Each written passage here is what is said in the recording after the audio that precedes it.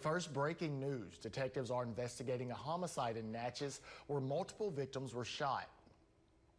Natchez Parish Sheriff's detectives are investigating a homicide in Natchez on Saturday evening that killed a Natchez man. On Saturday around 10 p.m., deputies responded to reports of shots fired near an apartment complex in the 200 block of LA Highway 119. When they got there, they discovered 3 gunshot victims inside of a crashed vehicle. 19-year-old Cameron Jackson died from his injuries. Detectives say the 3 gunshot victims and another passenger were leaving the apartment complex when they were fired on, causing the vehicle to crash into a ditch. The suspect allegedly ran away with no apparent witnesses at the time of the shooting. Anyone with information is urged to contact NPSO at the number on your screen.